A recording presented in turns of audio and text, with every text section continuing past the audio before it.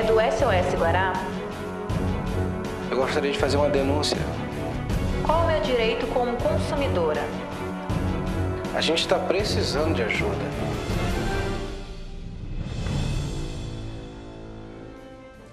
Olá, está no ar o programa SOS Guará. O SOS recebeu nos últimos dias inúmeras denúncias de moradores do condomínio Brisas do Calhau dizendo que está vazando gás no local. O prédio, que fica no bairro Altos do Calhau, próximo ao Coafuma, foi construído e é administrado pela incorporadora Cyrela Brasil Realty, que atua no Brasil há 50 anos. O vazamento causou muitos transtornos para os moradores que, assustados, chamaram o Corpo de Bombeiros. Cerca de 150 famílias chegaram a deixar seus imóveis com medo de ocorrer uma explosão no Brisas do Calhau.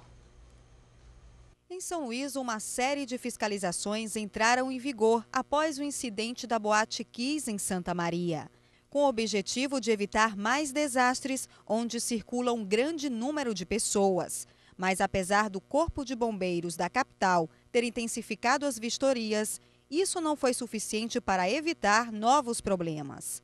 No último fim de semana, um vazamento de gás em uma das unidades do Brisas do Calhau deixou moradores em pânico e levou o grupo de atividades técnicas, o GAT, Corpo de Bombeiros e o CREA a realizar uma reunião a portas fechadas com representantes da construtora Cyrela para evitar novos incidentes. No momento, foram apresentados documentos que comprovam que o problema já foi solucionado. Hoje vieram até agora o GAT, uma equipe, tanto da administração das torres, como também da própria construtora, onde apresentaram essa documentação.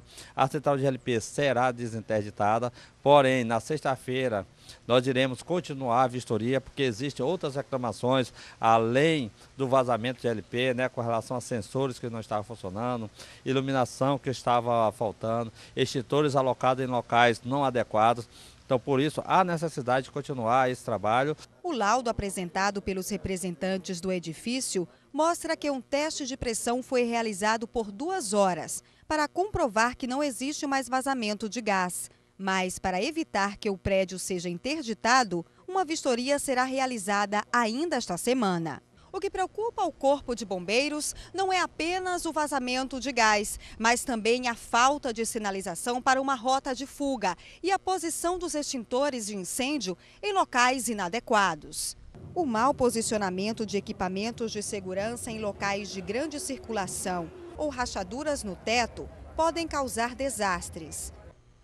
A produção do programa SOS Guará entrou em contato com a incorporadora Cyrela Brasil Realty, que vem a público esclarecer que cumpriu todas as exigências determinadas pelo Corpo de Bombeiros e coloca-se à disposição dos órgãos fiscalizadores para novas vistorias no condomínio Brisas do Calhau. A Cyrela reforça ainda a sua preocupação com a segurança dos moradores e reitera sua política de transparência. Com ou sem transparência, depois desse episódio, tenho certeza que os consumidores maranhenses vão pensar 2 vezes antes de comprar um empreendimento feito pela construtora e incorporadora Cyrela. Vamos ao intervalo e voltamos já já.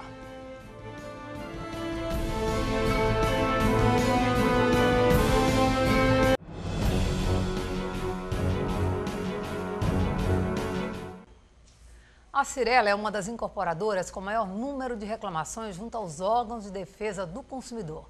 Hoje, no programa SOS Guará, nós vamos conversar com o empresário John Camarão, morador do condomínio Brisas Life, em Torres Jardim, também no Altos do Calhau, que fez questão de vir ao programa denunciar o descaso da Cyrela com os seus clientes. John acusa a empresa de atrasar a entrega do imóvel e de não congelar o saldo devedor dos compradores, gerando ônus para dezenas de moradores.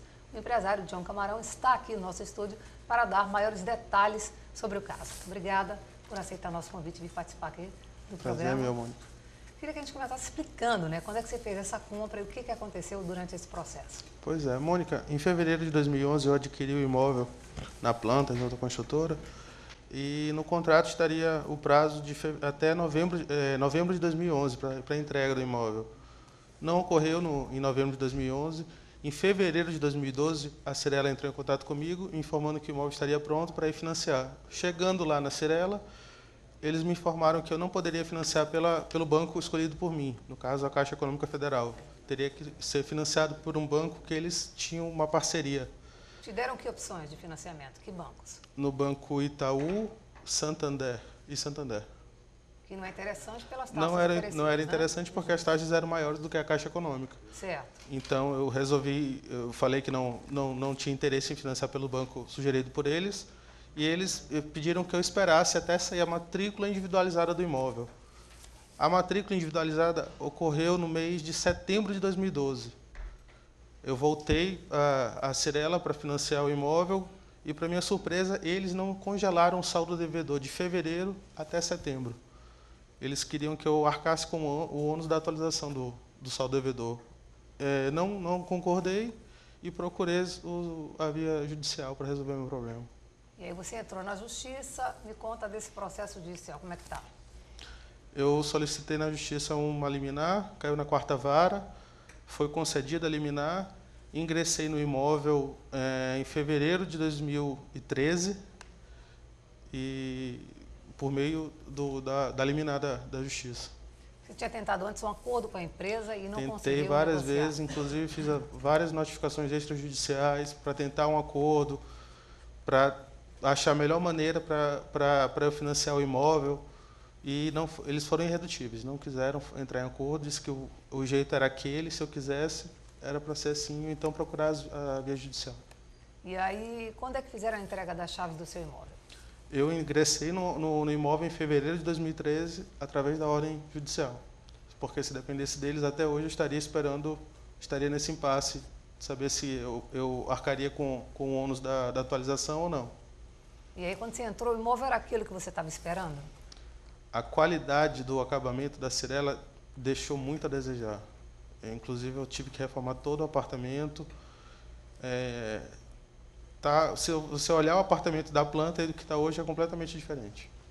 E me diga uma coisa, você tem um memorial descritivo, que vem tudo, né, que aquele imóvel tem que constar, inclusive de acabamento, de qualidade de material. Você tentou, né, argumentar em relação a isso, ou vai buscar junto à justiça um ressarcimento pelo que você está tendo que trocar com essa reforma? Com certeza, vou entrar com outra ação contra a Cyrela, vou procurar meus direitos, porque o que estava no local não condizia com o que estava no memorial descritivo. E você deve estimar que vai gastar quanto com essa reforma? Ainda estou no começo dos cálculos, ainda não precisei isso. E quanto tempo para você poder ir morar finalmente? Já estou com um mês que eu estou em obra lá e eu tive que trocar piso, até a porta eu tive que trocar, porque a porta era uma qualidade bem inferior do que eu esperava. E você com certeza também acompanhou na mídia a notícia do vazamento de gás, né, no prédio que é vizinho ao seu. Como é que você viu essa notícia e isso de alguma forma deixou vocês temerosos, de que já que construiu os dois, né, a mesma empresa? Com certeza. É uma questão de segurança, né? A gente chega em casa, a gente não sabe se vai explodir por conta da má qualidade da prestação de serviço de uma empresa desse porte. E tem outras pessoas na mesma situação que você no seu prédio? Com certeza, tem várias pessoas que reclamam tanto do acabamento quanto do serviço da administração no condomínio. E você buscou, antes de fazer a opção pela Cyrela, algumas na internet ou nos órgãos de defesa do consumidor, algumas orientações para saber se a empresa tinha um número grande de reclamações, enfim.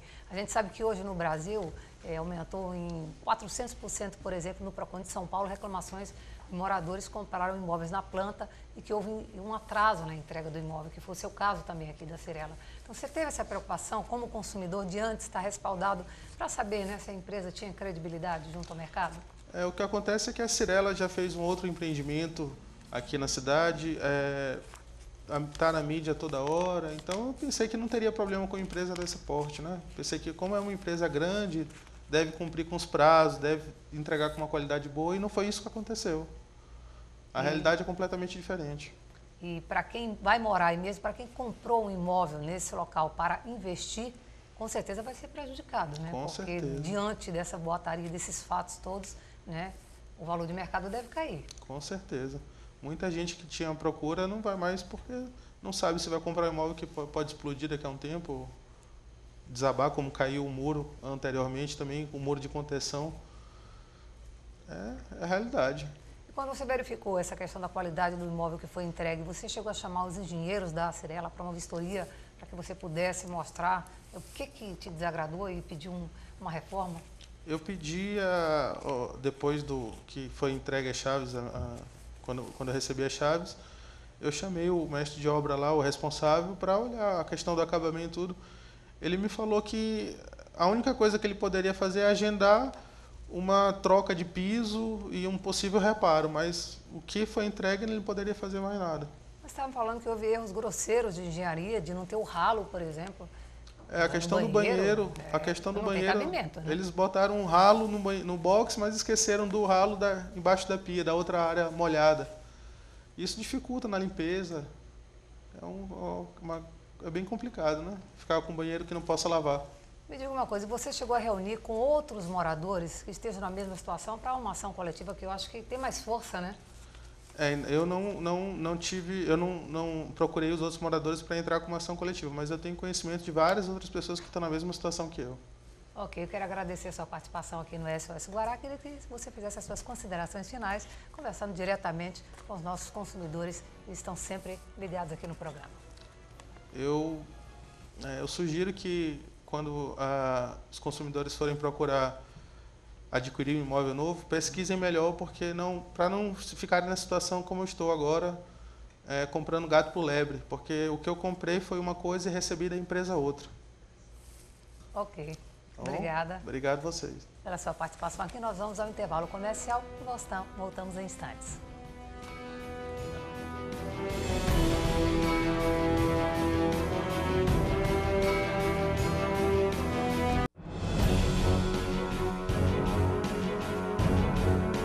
Estamos de volta para o último bloco do programa SOS Guará. Você sabia que em São Luís existem duas leis, uma estadual e outra municipal, que regulamentam o tempo máximo que o consumidor pode esperar por atendimento nas filas de bancos? Esse tempo é de 30 minutos.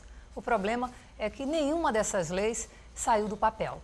Vamos à matéria. Há 10 anos, a Lei Estadual das Filas entrou em vigor no Maranhão.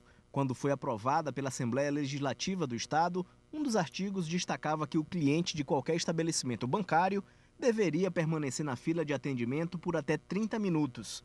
Mas em São Luís, clientes de instituições bancárias reclamam do tempo perdido nas filas e no desrespeito à lei. Rapaz, até agora eu nunca vi nenhum banco respeitar isso aí. Então é mais de uma hora aqui. Tive que voltar para pegar outra senha preferencial, porque ultrapassou o limite de tempo. Tive que voltar aqui para pegar uma senha para uma preferencial aqui para uma senhora idosa. O Maranhão conta com mais de 360 agências bancárias. Segundo os clientes, a demora no atendimento acontece principalmente nos primeiros dias do mês. No começo do mês a gente chega, é bem lotado o banco. Agora hoje, como está no meio, está mais vazio. Mas no começo do mês, geralmente a gente espera muito para ser atendido. Quem tem direito a atendimento prioritário nos bancos também reclama. Para falar sobre esse assunto, nós convidamos o advogado Eduardo do Ailib. Tudo bem, Eduardo? Prazer recebê-lo aqui. Tudo bem, Mônica. O consumidor maranhense já conhece os seus direitos, o Código de Defesa do Consumidor? Sim, o consumidor maranhense ele conhece. No entanto, no que se refere, no caso, às filas de banco, existem todos esses instrumentos normativos, tanto de ordem municipal quanto de ordem estadual, que regem e dispõem acerca do tempo que se deve passar, máximo que se deve passar dentro de uma instituição bancária. Entretanto, esses instrumentos normativos, eles não têm nenhum tipo de mecanismo que chega a dar uma punição aos órgãos, a não ser de mera circunstância administrativa. E que, de fato, quando os clientes e os cidadãos buscam esse direito e a reparação por tanto tempo de espera numa fila, eles não têm nenhum tipo de retorno no âmbito das decisões judiciais. Você já teve clientes que buscaram esse amparo legal dessa lei e tempo máximo que chegaram a ficar em filas aqui em bancos de São Luís? Sim, eu já tive alguns clientes que trouxeram essa demanda. Ingressamos com ações judiciais que infelizmente não lograram o êxito, tendo em vista que os magistrados, a maioria dos magistrados, considera que essa lei trata-se de direito coletivo. e com isso não gera uma indenização de dano moral, porque trata-se de direito personalíssimo. Mas é até um contrassenso, porque a norma ela é feita para o cidadão. Então, se não existir a participação do Poder Judiciário no âmbito de proferir decisões que condenem a dano moral e incida mesmo no bolso dos bancos, não vai ter nenhum tipo de sentença de caráter pedagógico que possa coibir essa prática e que ela, na verdade, ela passa ilesa e os bancos são as instituições privadas que mais lucram no nosso país. E seus clientes chegaram a passar até quanto tempo na fila, em pé? Existiam casos que o cliente passou 2 horas e 17 minutos, outro passou 1 hora e 35 minutos e volto a frisar que nenhum esporte obriga que o atleta passe tanto tempo numa mesma posição. Então, atinge a dignidade da pessoa humana, ferindo também não só o Código de Defesa do Consumidor, que as instituições bancárias estão submetidas ao Código de Defesa do Consumidor, assim como a própria Constituição Federal. Que, inclusive pessoas idosas, né? Sem sombra de dúvidas. Estatuto do idoso também sem sombra de dúvidas. Então, o que os bancos, as instituições bancárias, financeiras fazem? Elas tentam diminuir o número de caixas que atendem e forçam o cliente a procurar os caixas eletrônicos para diminuir encargos e uma série de outras coisas e obter um lucro muito mais elevado. Sem contar o que os bancos cobram, né, dos seus clientes em forma de taxas e tarifas que você paga embutidas naquilo tudo, que você nem confere, ou você não se dá conta, não está consciente daquilo tudo, daquele custo todo, que poderia ser repassado em mais conforto. Pouquíssimos são os bancos aqui em São Luís que oferecem, durante o período que você passa lá dentro esperando, pelo menos uma cadeira e uma televisão ligada para você se distrair. Sem sombra de dúvidas. E o que mais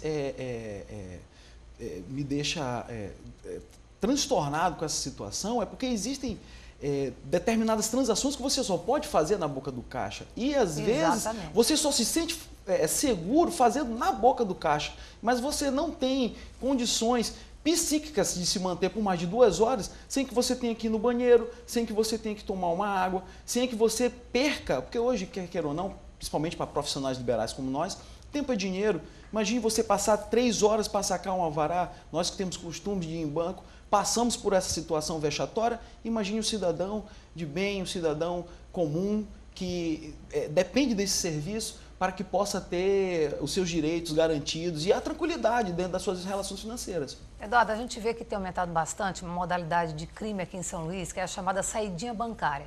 A instituição bancária não deveria ser obrigada a dar uma privacidade para quem vai sacar um dinheiro, para que ele não fique exposto, né, a esse tipo de ação criminosa? Doutora, o problema é que no nosso país as leis elas são esquecidas. A senhora entra com o celular no banco, todos nós Todo aqui mundo entra e com usa o celular no banco. E nós usamos o celular dentro do banco e isso é proibido. Então, partindo do tolerância zero, se não pode, não se deve permitir. E o banco, a instituição financeira, ele é obrigado a indenizar se estiver dentro do estacionamento, se estiver dentro das proximidades, ele tem que garantir a segurança. Então a gente deveria exigir também essa privacidade que alguns bancos, preciso que se diga, há um diferencial, alguns bancos oferecem, né, para você ser atendido num lugar privado, para que ninguém saiba o que você sacou, a quantidade de dinheiro, enfim, que os outros em torno não percebam. Mas é uma minoria, né? Isso não deveria ser lei que todos cumprissem, né, esse tipo de precaução? Na verdade, isso é um problema que só pode ser solucionado com vontade política, participação da sociedade, fiscalizando, exigindo, porque é um problema que tem que ser feito com a vontade política do Poder Executivo, o Poder Legislativo criando leis que necessariamente tenham viabilidade de serem aplicadas, para que a gente possa ter uma tranquilidade no âmbito do desenvolvimento do nosso direito de crédito, do nosso direito financeiro, que você tem o direito de ter o seu patrimônio resguardado, porque o banco ele tem uma responsabilidade objetiva no desempenhar da atividade. Então, isso tudo tem que ser, vamos dizer, somatizado para que possa ter um resultado positivo apenas uma medida não vai transformar um cenário que hoje está aí exposto e sedimentado. O consumidor também já tem consciência aqui no Maranhão da questão da portabilidade, de ele poder receber seus vencimentos no banco que ele escolher. Por exemplo, a gente vê que muitas dessas filas é porque o Banco do Brasil, por exemplo, paga funcionários, servidores do Estado e do município no mesmo dia. Então, é claro que aquela instituição vai ficar lotada no início do mês. Não seria uma saída também o consumidor começar também a exigir seu direito à portabilidade? Sem sombra de dúvidas, é uma saída.